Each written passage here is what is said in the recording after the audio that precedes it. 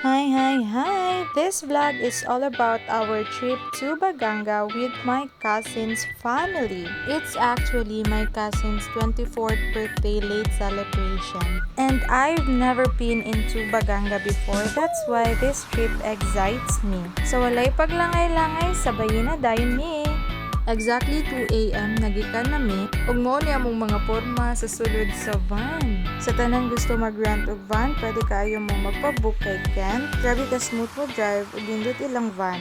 Around 4:30 nang hapit mi sa nabunturan para mga pe ug manyihi. Grabe ka power si Yuna kay alive pud siya pag stop over namo as if dili kadlawon ha.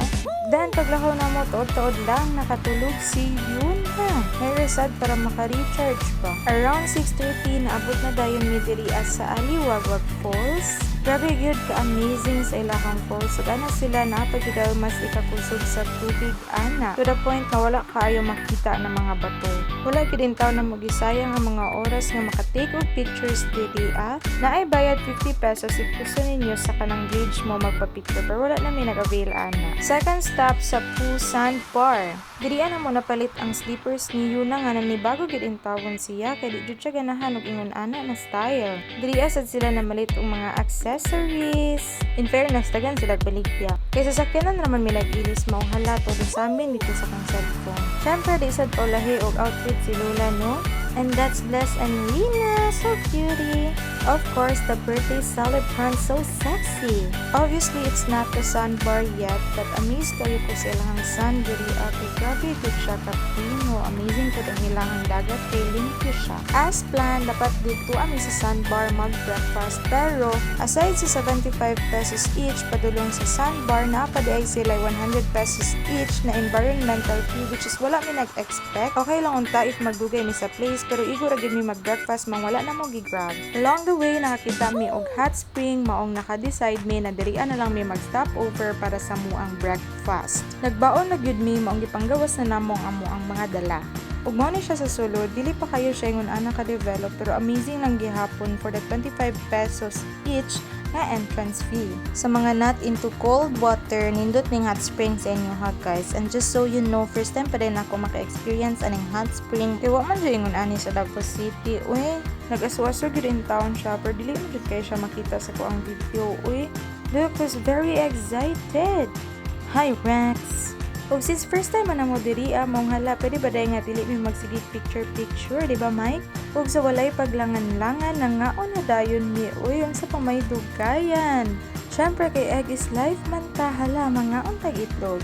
Kanyahay lang sa tagungit mga pips, ha? And then, nagpa-cute na dayon ng mga kids, diri kay ready to swim na gid sila. Pero part, ginang hilak-hilak basta si Yuna, uy. Tas naulian lasad pagkataod-taod, kaya nagtampisaw na.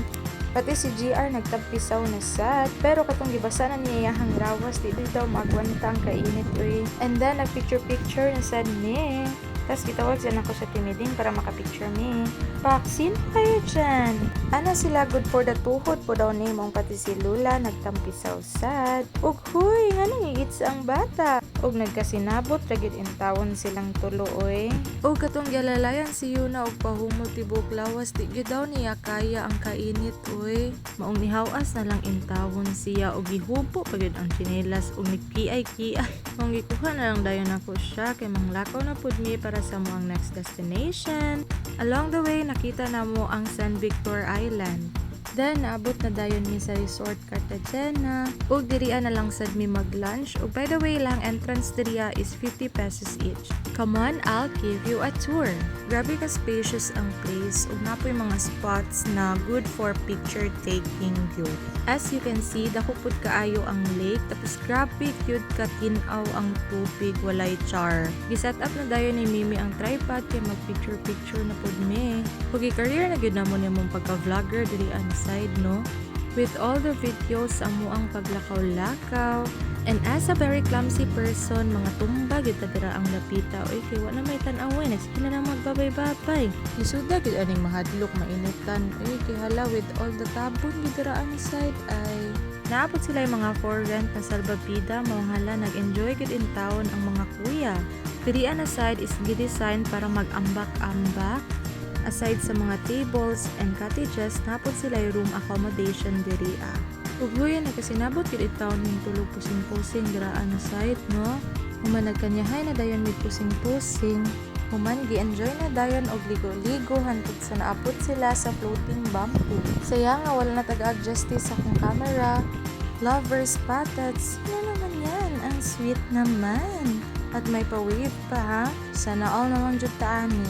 And here's our Yuna the Negra. Hala kadiha maghubo naman tingali ni kay gusto naman sad nimo ambak. Og makatawa kaayo ko ani niya kay pag mag-dress gini siya ganahan gini siya magsigig tuyok-tuyok kay princess kunuhay lagi daw siya oy. Hala bisag na ay laing tao nagsigig gid in taon siya igwad-igwad oy.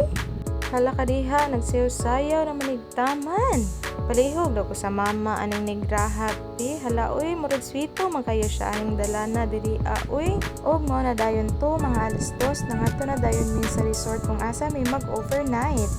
Then naabot na dayon mi sa daang lungsod beach resort and then amo arang gi-arrange amo ang mga gamit as well as amo ang mga pagkaon and then ang amo ang gikuha is na ay room na gamay which is okay ra sad kay siguro ra sad ang mga bata. As you can see si Yuna ug si Rina is natulog yun in town. The beach here is so amazing and as you can see ang ilahang sand grabe jud siya kapino.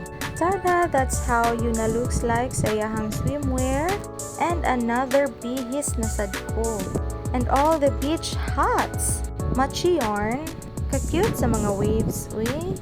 Siguro og naalay mo maintain sa mga hugaw nga madala sa mga balod diri sa shoreline nindot yun kayo ni diri og samo.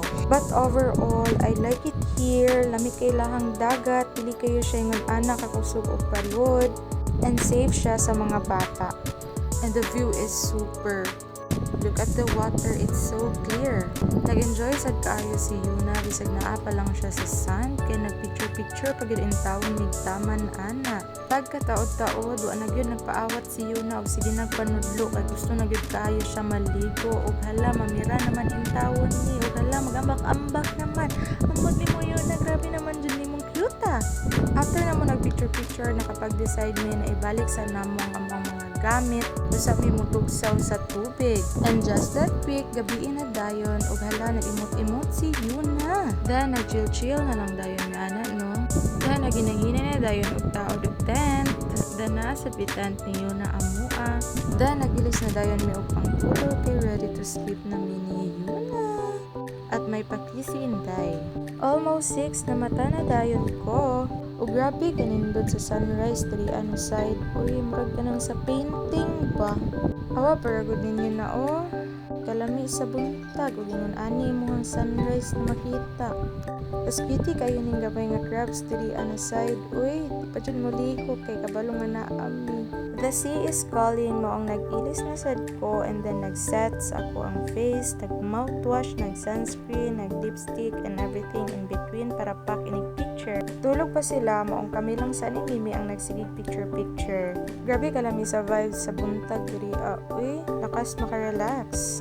Of course, nag-solo picture pud mi og natan-aw sa ko ug pamaraba ko ang mga posing ug maka-decide ko natanggalon sa ang cover up and then tada! Never mind na lang gid atong mga fats dira no. And it's my cousin turn ako na pod ang photographer. Ug huy, kaya raman di ay duha ang bitbiton. Gisungog pa ko nila nga pwede na daw sundan. Intawan na stag yung paita. Ka-cute sa mga footprints ni Yuna oy. Hala mura magnapugos og smile unsa ba di ay ni? Di man nga na mag beauty queen zay. I-appeal lang nako ni nga clip kay cutie kayo ni Yuna dira while walking. Ug huy, pasagtiir ako na niya magpa-feeling dira ha. Kay lamig gid kaayo ang ambiance, ang view and everything diri ay.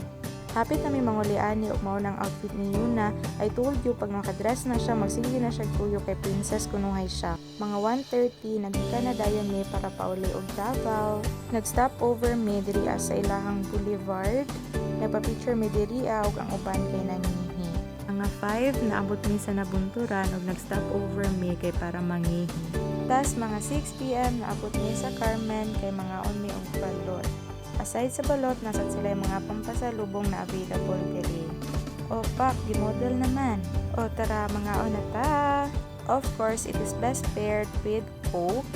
O in fairness, tami kayo lang ang suka diri at Sanawa pero kung si Yuna cook is life kayo ay. And yes, yun na ganahan po kayo na siya balot. Pero yung ginakaon is ang yellow lang sad, pati ang sabaw. So ako siyang giungitan na time. Of course, ako ano sa turn. Ano ako kasi nagsuka. Ang fairness lang kayo ng suka. Dili ay lang kayo maghigop-higop. Uy, nang luspa naman itong mga ngabil dira na side. Uy. Actually, diri na nag-end ang ako ang vlog kay wala na ko other clips ang sa nakaabot mi sa balay. I know, grabe jud siyang taasa og sa mga nakaabot pirig tan-aw na appreciate kaayo nako. Maong salamat kaayo unta wala mo na board. Hantod diri na lang. Bye bye bye.